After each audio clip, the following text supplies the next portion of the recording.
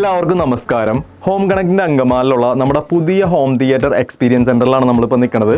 7.2.4 എന്ന കോൺഫിഗറേഷനിൽ ഏറ്റവും നല്ല കളർ തീമോട് കൂടിയാണ് ഈ ഒരു തിയേറ്റർ ഡിസൈൻ ചെയ്തിരിക്കുന്നത്. റൂം സൈസ് നോക്കുകയാണെന്നുണ്ടെങ്കിൽ നീളം വരുന്നത് 20 ഫീറ്റും വീതി വരുന്നത് 11 ഫീറ്റും ഹൈറ്റ് വന്നേക്കുന്നത് 10 ഫീറ്റുമാണ്. ഡോർ തുറന്ന് നമ്മൾ അകത്തേക്ക് വരുമ്പോൾ ഇത്തരത്തിൽ റൈറ്റ് സൈഡിലായിട്ടാണ് നമ്മൾ സ്ക്രീൻ പ്ലേസ് ചെയ്തേക്കുന്നത്.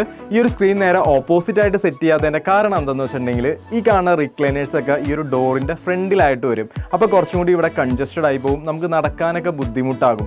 അത് ഒഴിവാക്കാൻ വേണ്ടിയാണ് ഇത്തരത്തിൽ നമ്മൾ റൈറ്റ് സൈഡിലായിട്ട് സ്ക്രീൻ സെറ്റ് ചെയ്തേക്കുന്നത്. ഇതാണ് കുറച്ചും കൂടി നല്ലത്. സ്ക്രീൻ നോക്കുകയാണെന്നുണ്ടെങ്കിൽ US ബ്രാൻഡായ എലൈറ്റിൻ്റെ 120 ഇഞ്ചിൻ്റെ അക്വസ്റ്റിക് ട്രാൻസ്പെറൻറ്റ് സ്ക്രീനാണ് നമ്മളിവിടെ യൂസ് ചെയ്തേക്കുന്നത്. 120 ഇഞ്ച് എന്ന് പറയുമ്പോൾ കോൺ ടു കോണിൻ്റെ അളവാണ്.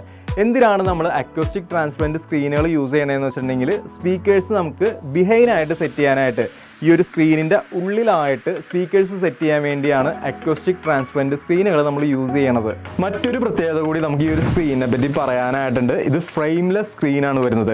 സാധാരണ നമ്മൾ കണ്ടുവരാറുള്ള ഫിക്സഡ് ഫ്രെയിം സ്ക്രീനുകൾക്ക് വളരെ കട്ടിയുള്ള ബീഡിങ്ങുകൾ നമുക്ക് അതിൻ്റെ ചുറ്റും കാണാനായിട്ട് സാധിക്കും. എന്നാൽ ഈ ഒരു സ്ക്രീൻ നിങ്ങൾ നോക്കിയേ, വളരെ തിന്നായിട്ടുള്ള ആ ഒരു ബീഡിങ്ങുകളായിരിക്കും നമുക്ക് കാണാനായിട്ട് സാധിക്കുന്നത്. അതുകൊണ്ടാണ് ഈ ഒരു സ്ക്രീനിന് ബെസൽലെസ് സ്ക്രീൻ അല്ലെങ്കിൽ ഫ്രെയിംലെസ് സ്ക്രീൻ എന്ന് പറയുന്നത്. ഫ്രണ്ടിൽ നമ്മൾ മൊത്തമായിട്ട് ഇത്തരത്തിൽ ക്യാബിൻ ചെയ്തിട്ടാണ് സ്ക്രീൻ ആണെന്നുണ്ടെങ്കിലും LCR സ്പീക്കേഴ്സ് ആണെന്നുണ്ടെങ്കിലും നമ്മളിവിടെ സെറ്റ് ചെയ്തേക്കണത്.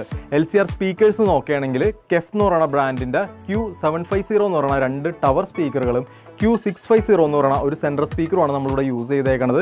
ഇനി സബ് ബൂഫർ നോക്കുകയാണെന്നുണ്ടെങ്കിൽ കെഫ് എന്ന് പറയുന്ന ബ്രാൻഡിൻ്റെ തന്നെ Cube 12B എന്ന് പറയുന്ന 12 ഇഞ്ചിൻ്റെ 300 വാട്ട്സ് ഉള്ള 2 സബ് ബൂഫറുകളും നമ്മളിവിടെ യൂസ് ചെയ്തിട്ടുണ്ട്. ഇനി AVR നോക്കുകയാണെങ്കിൽ ഈ മൊത്തത്തിലുള്ളതിൻ്റെ ഹെഡ് നോക്കുകയാണെന്നുണ്ടെങ്കിൽ ഡെനോണിൻ്റെ X6700H എന്ന് പറയുന്ന ഓഡിയോ വീഡിയോ റിസീവറാണ് നമ്മൾ യൂസ് ചെയ്തേക്കുന്നത്. 11.2 ചാനലാണ് വരുന്നത്, 8K ആണ്. സ്ട്രീമിങ്ങിനായിട്ട് സോണിയുടെ ഒരു ബ്ലൂറേ പ്ലെയറും നമ്മൾ ഉൾപ്പെടുത്തിയിട്ടുണ്ട്. ഇനി നേരെ പ്രൊജക്ടർ നോക്കുകയാണെന്നുണ്ടെങ്കിൽ സോണിയുടെ പ്രൊജക്ടറാണ് വരുന്നത്. XW5000ES എന്നാണ് മോഡൽ വരുന്നത്. ഇതൊരു നേറ്റീവ് 4K ലേസർ പ്രൊജക്ടറാണ്. ഇതൊരു നേറ്റീവ് 4K ആയതുകൊണ്ട് തന്നെ ക്ലാരിറ്റിയുടെ കാര്യത്തിൽ നിങ്ങൾക്ക് യാതൊരുവിധ സംശയവും വേണ്ട. ഇതൊരു ലേസർ പ്രൊജക്ടറാണ്. ലൈഫിൻ്റെ കാര്യത്തിലും നിങ്ങൾക്ക് യാതൊരുവിധ സംശയവും വേണ്ട. 2000 ലൂമിനസ് ആണ് ഇതിൽ വരുന്നത്. 2000 ലൂമിനസ് എന്ന് കേൾക്കുമ്പോൾ ഇത് വളരെ കുറവാണ് എന്ന് നിങ്ങൾ വിചാരിക്കരുത്.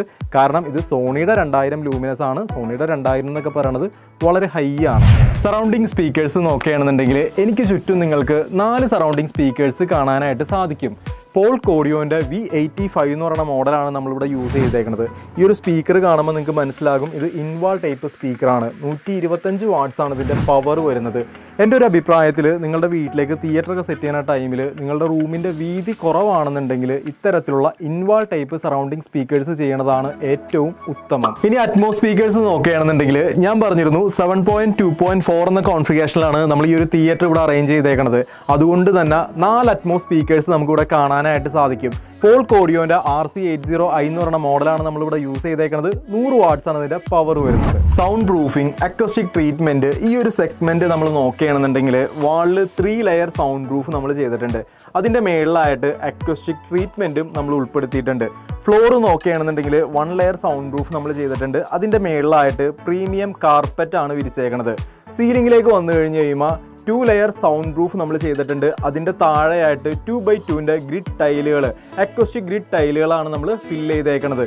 എന്തിനാണ് ഇത്രയും നല്ല രീതിയിൽ നമ്മൾ സൗണ്ട് പ്രൂഫും അക്വസ്റ്റിക് ഒക്കെ ചെയ്തേക്കണമെന്ന് ചോദിച്ചിട്ടുണ്ടെങ്കിൽ ഒന്ന് നിങ്ങൾക്ക് ഇവിടെ വന്നിരുന്ന് എക്സ്പീരിയൻസ് ചെയ്യാനായിട്ടുള്ള ഒരു അവസരം, അത് മാത്രമല്ല തൊട്ടടുത്ത് കോളേജ് വരുന്നുണ്ട്. അതുകൊണ്ട് കൂടിയാണ് നമ്മൾ ഇത്രയും നല്ല രീതിയിൽ സൗണ്ട് പ്രൂഫും അക്വസ്റ്റിക് ഒക്കെ ചെയ്തേക്കണത്. എന്തിനാണ് നമ്മൾ സൗണ്ട് പ്രൂഫ് ചെയ്യണത്? നമ്മുടെ റൂമിലെ സൗണ്ട് പുറത്തോട്ടും പുറത്തെ സൗണ്ട് അകത്തോട്ടും വരാതിരിക്കാൻ വേണ്ടിയാണ് നമ്മൾ സൗണ്ട് പ്രൂഫ് ചെയ്യണത്. എന്തിനാണ് അക്വസ്റ്റിക് ചെയ്യണത്?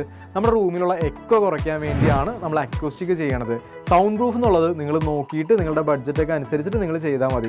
അക്വസ്റ്റിക് നിങ്ങൾ മസ്റ്റായിട്ട് ചെയ്യാനായിട്ട് നോക്കുക. അല്ലാത്ത പക്ഷം നിങ്ങൾ എത്ര വില കൂടിയ സ്പീക്കേഴ്സ് വാങ്ങി വെച്ച് ഉപയോഗിച്ചാലും അതിൻ്റെ ഒന്നും ആ ഒരു എഫക്റ്റ് നിങ്ങൾക്ക് മനസ്സിലാകാനായിട്ട് പോണില്ല. അപ്പോൾ മസ്റ്റായിട്ട് നിങ്ങൾ അക്വസ്റ്റിക് ചെയ്യാനായിട്ട് നോക്കുക. ഇനി ലൈറ്റിംഗ് നോക്കുകയാണെന്നുണ്ടെങ്കിൽ വാളിൽ LED സ്ട്രിപ്പുകൾ ഇത്തരത്തിൽ ഹൈഡ് ചെയ്ത് സെറ്റ് ചെയ്തേക്കണം നിങ്ങൾക്ക് കാണാനായിട്ട് സാധിക്കും. ഇത് പല രീതിയിൽ പല ഡിസൈനിലൊക്കെ നമുക്ക് ചെയ്തെടുക്കാൻ പറ്റും.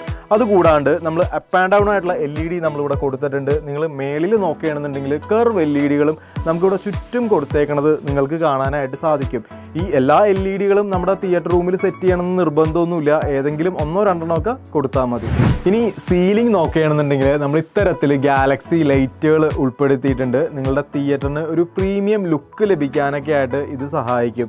നിങ്ങളൊരു മിഡ് റേഞ്ചിലൊക്കെയാണ് തിയേറ്റർ ചെയ്യണമെങ്കിൽ പോലും ഇത്തരത്തിലുള്ള ഗാലക്സി ലൈറ്റുകളൊക്കെ ആഡ് ചെയ്യുകയാണെന്നുണ്ടെങ്കിൽ നിങ്ങളുടെ ആ ഒരു തിയേറ്റർ കുറച്ചുകൂടി ഹെവി ആവാനായിട്ട്, ആ ഒരു ഫീല് ലഭിക്കാനായിട്ട് അത് സഹായിക്കും. ഇനി സീറ്റിംഗ് നോക്കുകയാണെന്നുണ്ടെങ്കിൽ ഇത്തരത്തിൽ 2 ലെയറുകളായിട്ടാണ് നമ്മളിവിടെ സീറ്റിംഗ് അറേഞ്ച് ചെയ്തേക്കുന്നത്. മൊത്തത്തിൽ 5 റിക്ലൈനേഴ്സ് നിങ്ങൾക്ക് ഇവിടെ കാണാനായിട്ട് സാധിക്കും.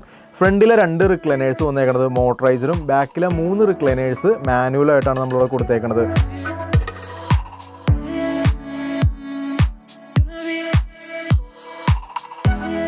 നമ്മൾ ഇത്തരത്തിൽ 2 ലെയറുകളായിട്ട് റിക്ലൈനേഴ്സ് കൊടുത്തേക്കുന്നത് കൊണ്ട് തന്നെ ഇത്തരത്തിൽ നമ്മളൊരു സ്റ്റെപ്പ് റൈസറും അതിൻ്റെ കൂടെ ആഡ് ചെയ്തിട്ടുണ്ട്. അതിൽ LED സ്ട്രിപ്പും ഉൾപ്പെടുത്തിയിട്ടുണ്ട്. അക്വസ്റ്റിക് ട്രീറ്റ്മെൻറ്റ് ചെയ്യണ സമയത്ത് ആ കൂട്ടത്തിൽ നമ്മൾ ഉൾപ്പെടുത്താറുള്ള ഒന്നാണ് ഇത്തരത്തിലുള്ള വുഡൻ സ്ലൈസറുകൾ. പല ഡിസൈനിൽ നമുക്കിത് അവൈലബിൾ ആയിട്ടുണ്ട്. നമ്മുടെ തിയേറ്ററിൽ 2 സൈഡിലായിട്ട് നമ്മളിത് സെറ്റ് ചെയ്തിട്ടുണ്ട്. 0.7 NRG ആണ് ഇതിൻ്റെ അബ്സർ ലെവൽ വരുന്നത്. നമ്മുടെ ഇഷ്ടത്തിന് ഏതെങ്കിലും ഒരു സൈഡിലല്ല ഇത് സെറ്റ് ചെയ്യേണ്ടത്. സൗണ്ട് റിഫ്ലക്ഷൻ പോയിന്റുകൾ വരുന്നുണ്ട്, അത് നോക്കി വേണം നമ്മൾ സെറ്റ് ചെയ്യാനായിട്ട്. അപ്പോൾ ഇത്രയൊക്കെയാണ് ഈ ഒരു തിയേറ്ററിനെ പറ്റി പറയാനായിട്ടുള്ളത്. നിങ്ങൾക്ക് ഇത്തരത്തിലൊരു തിയേറ്ററൊക്കെ സെറ്റ് ചെയ്യണമെന്ന് ആഗ്രഹമുള്ളവരാണെന്നുണ്ടെങ്കിലും, അല്ലെങ്കിൽ ആ ഒരു ആഗ്രഹം പിന്നീടത്തേക്ക് മാറ്റി വെച്ചേക്കുന്നവരാണെന്നുണ്ടെങ്കിലും, നിങ്ങൾക്ക് നിങ്ങളുടെ ഫാമിലി ആയിട്ട് ഇവിടെ വന്ന് എത്ര നേരം വേണമെന്നുണ്ടെങ്കിലും ഈ ഒരു തിയേറ്ററിൽ നിങ്ങൾക്ക് എക്സ്പീരിയൻസ് ചെയ്യാവുന്നതാണ്. ഓരോ കാര്യങ്ങളും നമുക്ക് കൃത്യമായിട്ട് പറഞ്ഞു തരാനായിട്ട് സാധിക്കും. എങ്ങനെ ഒരു പ്രീമിയം ലെവലിൽ, അല്ലെങ്കിൽ ഒരു മിഡ് റേഞ്ചിൽ, ഒരു ലോ റേഞ്ചിൽ നമുക്കൊരു തിയേറ്റർ സെറ്റ് ചെയ്യാം, എന്തൊക്കെ കാര്യങ്ങളാണ് നമ്മൾ ശ്രദ്ധിക്കേണ്ടത്, ഇങ്ങനെയുള്ള എല്ലാ കാര്യങ്ങളും നമുക്ക് കൃത്യമായിട്ട്, വളരെ കൃത്യമായിട്ട് തന്നെ നിങ്ങൾക്ക് പറഞ്ഞ് മനസ്സിലാക്കി തരാനായിട്ട് സാധിക്കും. കൂടുതൽ ഡീറ്റെയിൽ അറിയാനായിട്ട് നിങ്ങൾ ഞങ്ങളെ കോൺടാക്റ്റ് ചെയ്യുക. Signing off, home connect.